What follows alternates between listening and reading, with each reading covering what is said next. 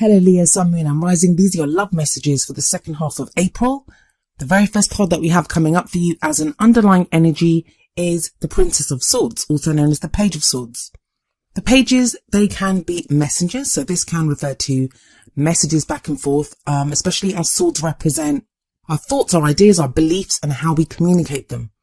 Now Mercury is currently retrograde, so as everyone knows by now, I'm sure, there can be a delay in messages, or just that our messages are not understood as well as maybe they could be at another time. There can be misunderstandings at this time.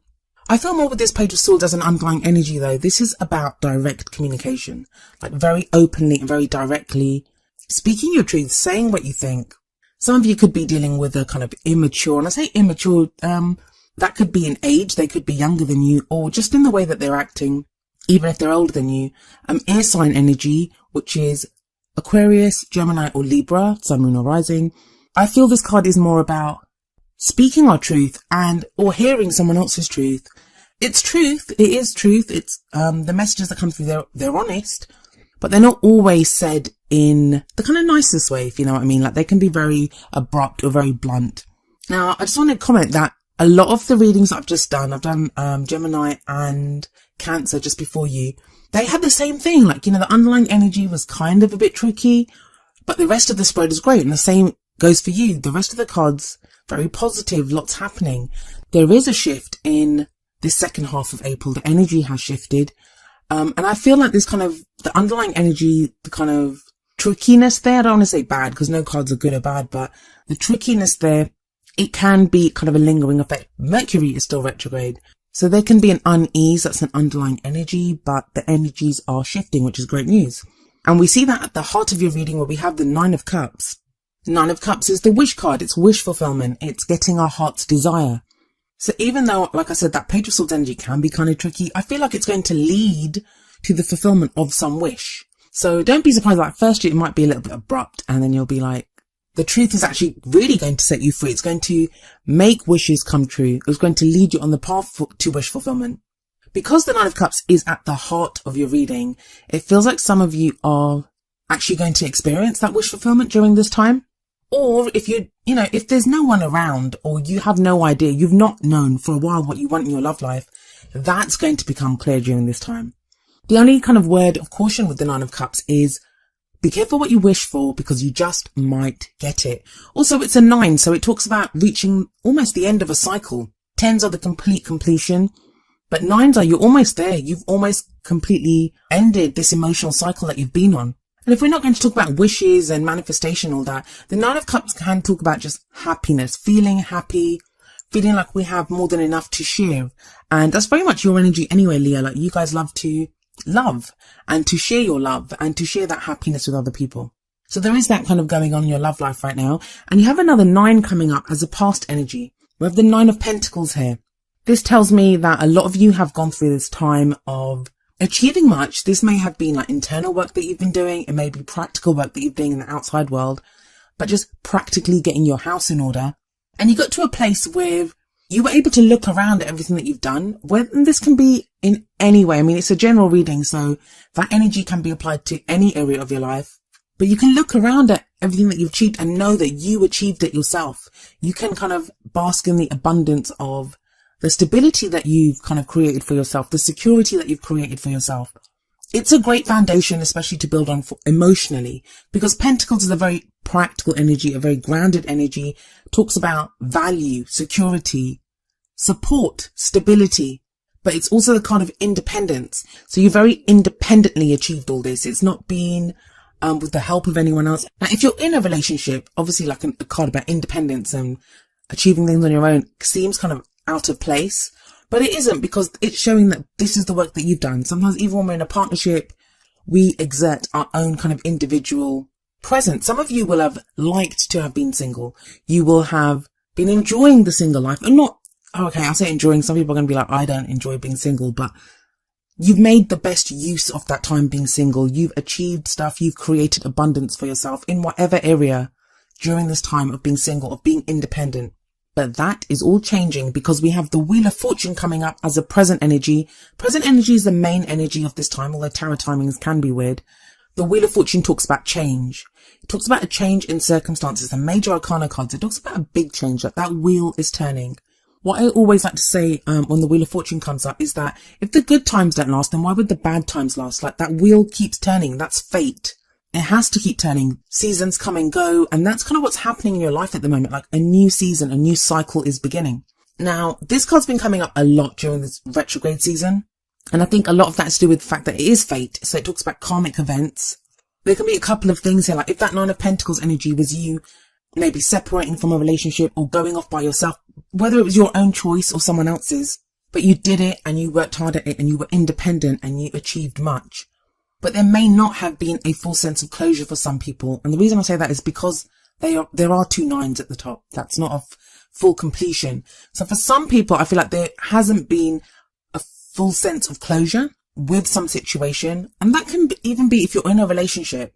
If there have been problems in that relationship, maybe you guys just decided not to deal with them in that moment, that there were other things going on, practical things that needed more attention. With this Wheel of Fortune, sometimes it can show situations coming back round again. And with that Page of Swords sitting above the Wheel of Fortune, it feels like this is a situation where you're now able to say the truth, or you now have to hear the truth from someone else. I don't feel like it's a bad thing at all, not with the Nine of Cups there, and not with the cards that follow either. It feels like this is something that needs to be said. It may have been delayed. Sometimes the Page of Swords can show a delay in communication, as I said before. So if it's something that needs to be said, it's something that's long overdue that has to be said. And you say it in a strong way because you have that Nine of Pentacles as a past energy. You've come out of that.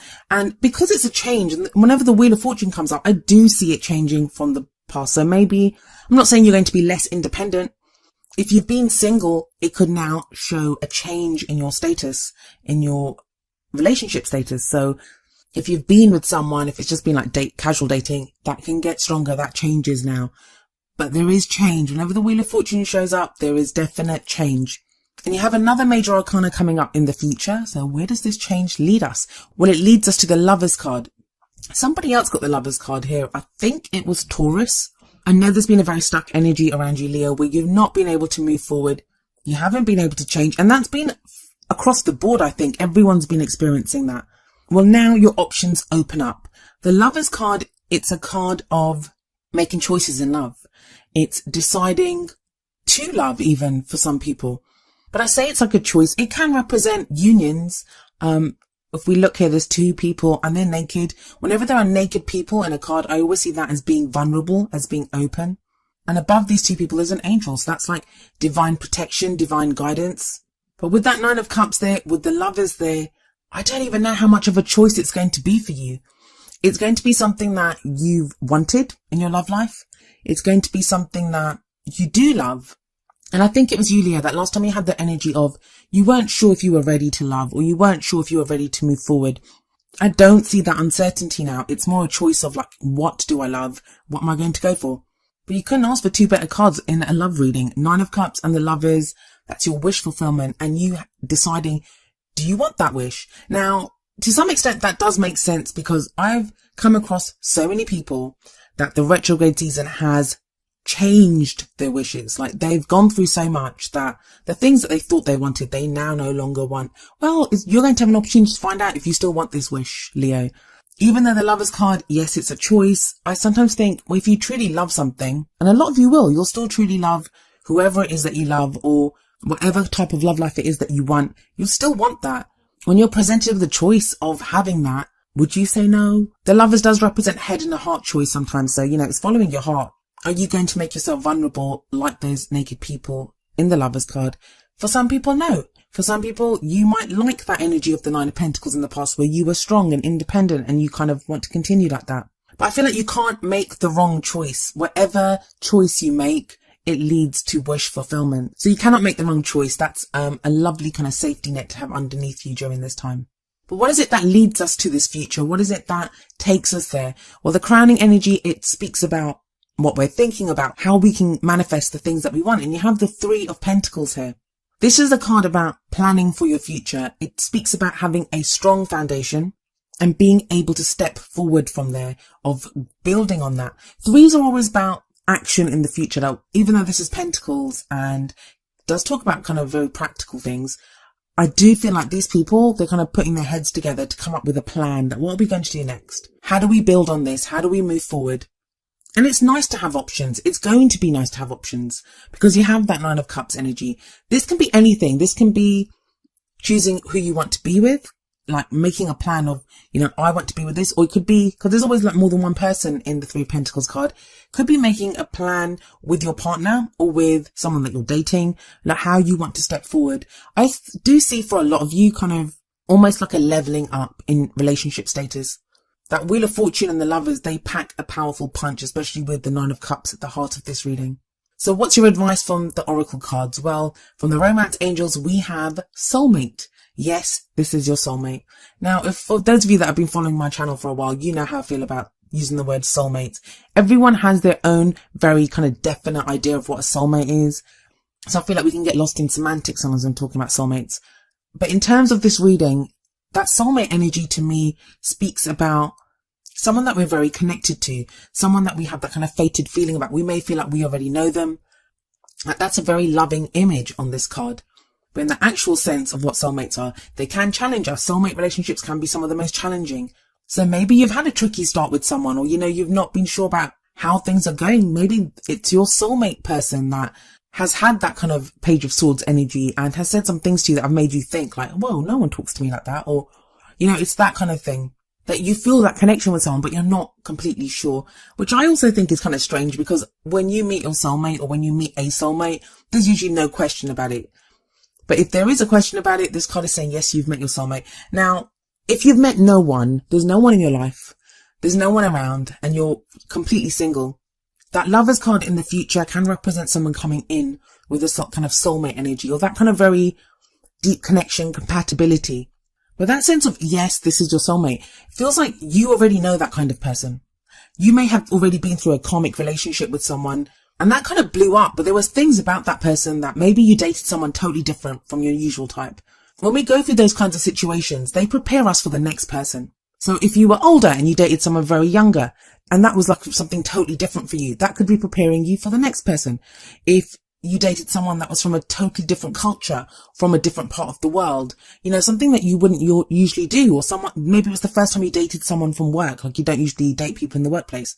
Even though that relationship ended, that experience would have prepared you for the next person. That's why we go through those experiences, to make us open to a change, to prepare us for someone new that's coming in. So this is going to be someone new.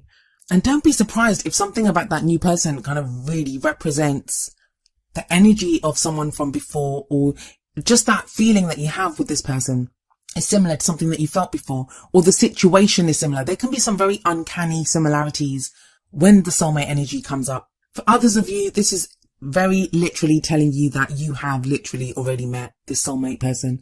Could be an ex, could be someone that you're with right now, it could be someone that you're dating, could be someone that asked you out and you kind of weren't sure if you wanted to date them at that time, but now you're thinking, could there be something that could be built from this? Or the Three of Pentacles says there is a kind of future here. There is something to be built on. There is progress that can be made, and there is a solid foundation on which a relationship can be built on. The advice from the Whispers of Love deck is focus on love. Look for the good attributes in each and every person in your life. I feel like this is going to be very important, especially with that Page of Swords energy. When someone comes and says something to you, don't focus just on their words. And remember, misunderstandings are very easy at this time with Mercury retrograde. Don't just listen to their words. Think about why they're saying them. And ask for more clarity if you don't know. Like, why do you feel that way? Or, what's making you say this right now? Don't immediately go to like a defensive place where their words are taken as a comment on you. No matter what someone says, that is always a statement on where they're coming from. Even if they're directed at you, even if they make a comment that's like, you are like this or you do this, all they're really saying is, this is how you make me feel. So if you focus on the love there, if you focus on the feeling, and I think a lot of people are getting this message as well, that, focus on love. I think Cancer just got love is all that matters, because there is love there, but you have to think, if you've been going through a tough time, if you've been going through this transformation and change, every single other person has as well. Now, you're a person who's watching a tarot video, so you're open to the energies and you're open to exploring what they mean, but other people are not. Other people think tarot is a load of crap, and they think the same with astrology and stuff. They don't understand the energies of what's been changing or what's been going on. So we have to focus with love. The ones that understand what's been happening or why the energies are shifting like that, we have to maybe be a little bit more understanding. Now, that doesn't mean you have to put up with anyone's crap. I don't say that. Never. Like, always be safe. Always have your self-respect and make sure that other people respect you as well. But it feels like it's more, if someone's struggling or they're coming from a place of struggle, like, focus on love. Look for the good attributes in that person and why they may be saying what they're saying.